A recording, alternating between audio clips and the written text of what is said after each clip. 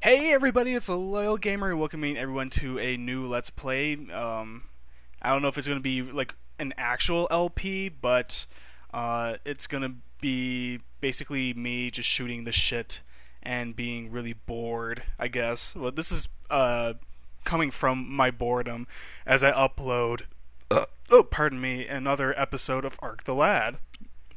So this is Super Mario Land 2 6 Golden Coins. 1992 Nintendo. Let's just go ahead and just start here. We're gonna go ahead and clear this file because I was doing some demo runs. And why don't we just go ahead and start the game, and then I can just talk as I play the game. Alright, so this is the first level of this game. I remember I had a lot of vivid childhood memories with this game. See, I never had a Game Boy, like the big one. I actually had the Game Boy Pocket. I started playing the Game Boy right around 1997-ish, so that was right around when Pokemon Red and Blue first came out. And I remember my grandmother, back when she was alive, she used to buy me like bunches of video games randomly.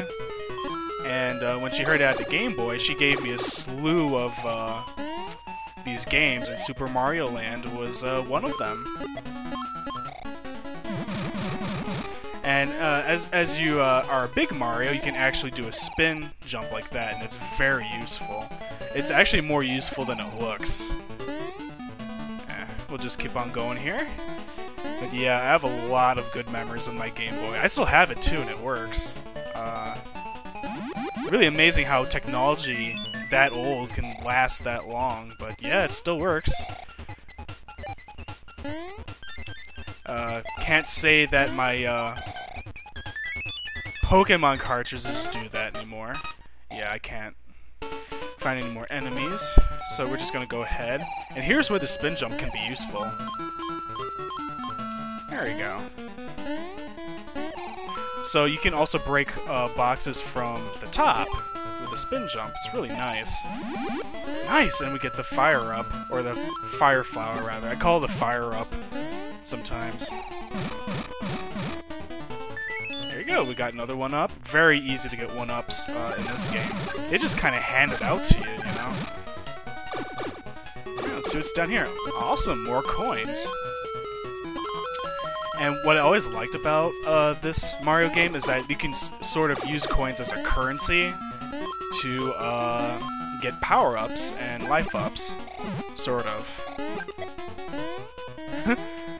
It's more like a lotto. It's used more for like a lotto to get power-ups and stuff, but yeah. We're just gonna go ahead and finish the level, and I'll show you what the bell does. What the bell is basically like randomly assorted power-ups on this little draw belt here. And awesome! 3-up. We just got 3 more lives. There we go. Yeah. This game sends me way back. Like, I think I played this before you even played Pokemon, so yeah. That was back in the day. Alright, Tree Zone. Definitely the easiest of all of the worlds here, if you would consider them worlds. I mean, this is Super Mario Land, after all. I mean, I don't think they'd put worlds in lands. Awesome. Plus, if you, I think my favorite part about the Fire Flower, holy crap. Well, I just got owned by that random block, but is that whenever you spin jump and not get hurt by the frogs, then, oh, okay, here it is again. But, you can also spin and shoot fireballs, and that will basically make Mario a machine of death and destruction. Why are we not on the top doing this? Come on. There we go. There we go. Now we got the FireUp back. I'm just gonna call it the FireUp, because that's what it is to me.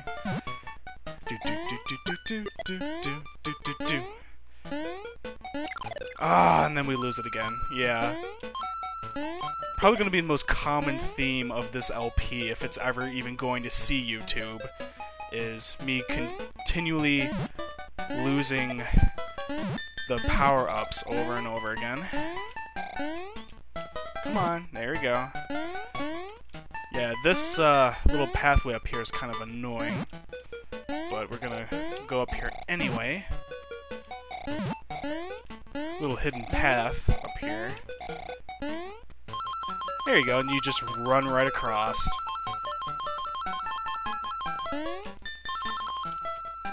Beautiful. Beautiful dismount there, Mario. Oh! Oh! Okay, we're good, we're good. Are we?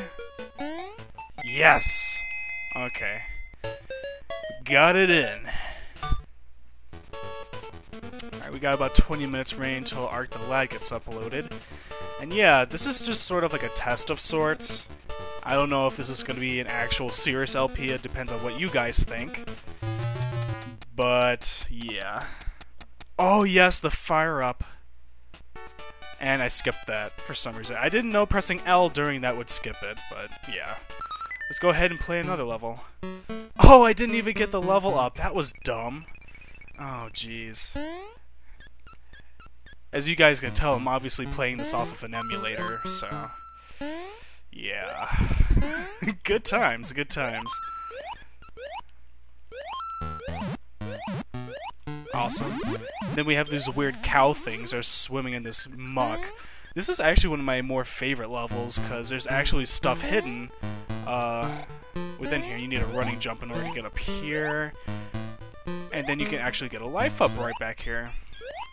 But yeah, this is actually going to be a 100% run if I'm ever going to complete it.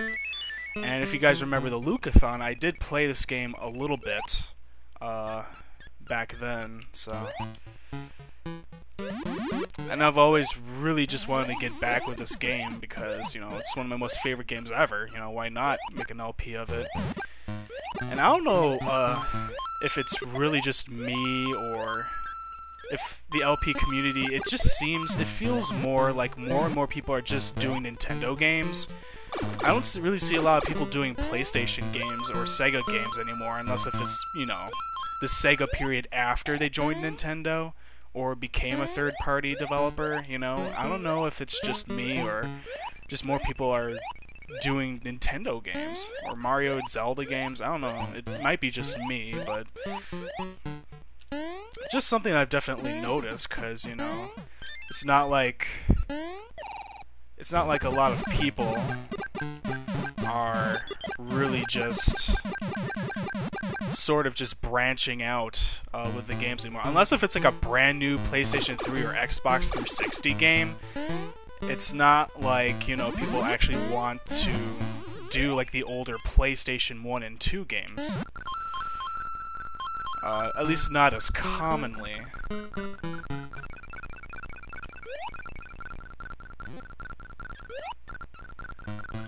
Holy crap, that is the first time I've ever survived that. Well done.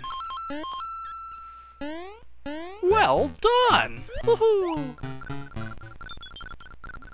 Alright, we're just gonna fly through here. See, the bunny... I don't know about the bunny ears, because it's sort of like... You know, it's like a step above the mushroom. Yeah, you can fly everywhere you want to, but, you know, other than that, it doesn't really do much. Let's go ahead and ring that bell. If we can... Jump! Jump, Mario, jump! Yeah. Alright. And I got nothing. Oh, I missed. Okay, so 9 minutes. We're not doing too bad here. Yeah, and then we have the leaf level with the ants and the dung beetles. Be very careful of this level because you have a lot of those types of blocks that just sort of well, you know, block your way when you're jumping, and sometimes it'll knock you right off and it'll make you lose a life, which is really frustrating. I wish I can do like this entire game in one life, but thanks to blocks like that just being randomly placed, you know, which is really just makes it hard. That's the only hard part about this game, is trying to avoid those damn invisible blocks. Alright, we got a 1-up. Yeah, and these guys, they just flee from you as fast as they can rather. So it's really easy to kill anyone and anything with fireballs. That's pretty much all I gotta say about that. Fireballs in this game, fireballs, you know, they're just so broken, like for real. Like you can kill any boss in this game with fireballs, not even lying. Very, very easy to take people out. No, because this is like Mario Warfare Call of Duty, and then I almost died there, but at least we can get that life up if it falls down here. No? Okay, maybe not, but now we gotta go all the way back up. Oh my god, I thought I almost could have fell down there. Whoop. Okay. I also like the music in this game. It's very well composed for, you know, an 8-bit console. I don't even know if the Game Boy is 8-bit, but yeah.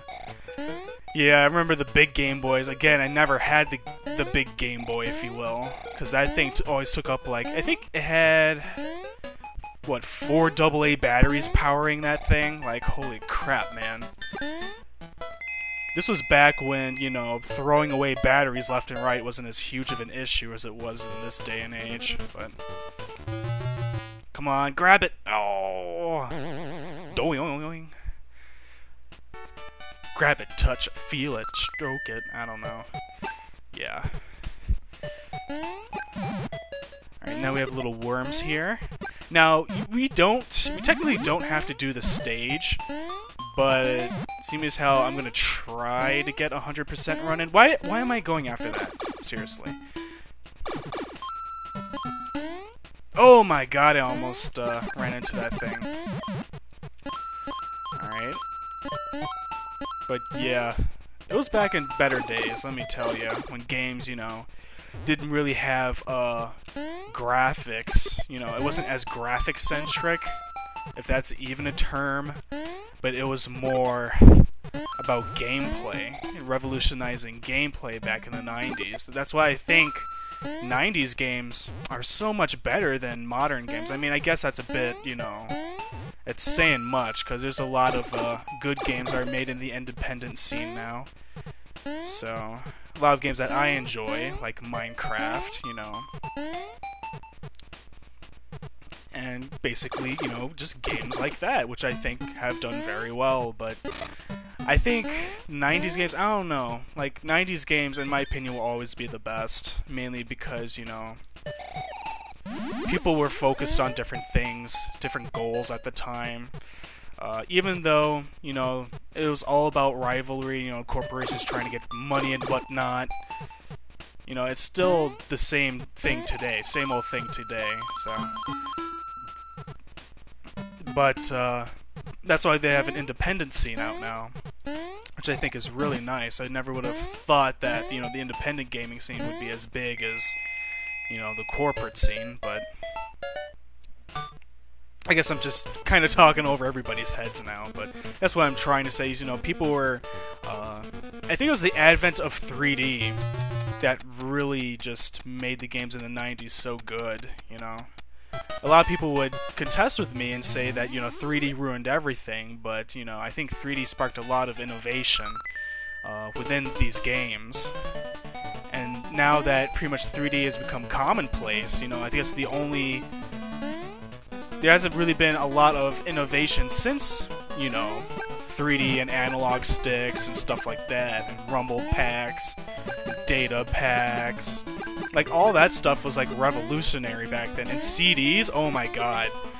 Like, all the consoles, like, all the companies back in the 90s, like, always had to focus on, you know, putting CDs in their consoles, because that was the shit back in the 90s, was CDs. Oh my god, I almost fell off the hoot hoot.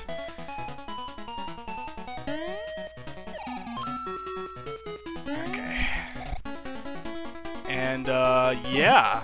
So I think that's kind of why this era of gaming will always be my favorite. Plus, I was a kid back then, so, you know, you're always going to love the era that you came from, and I'm a 90s kid, so I was playing games like this. Even though I was only 2 years old when this game came out, so... Okay, you gotta be really careful when doing this as Fire Mario. Very careful. Actually, you know what? I'm not even gonna risk it. I'm just gonna go up here on top and just fly over here. Even though there's probably another way of doing that, I'm not gonna risk it right now.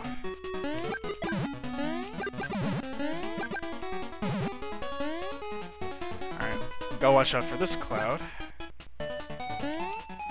Oh my god, I almost fell off of that too. Man, I am slipping. Let me tell you. It's been a while since I played this game too, so... There we go, now we get to face the bird. Yeah. Yeah, get messed up.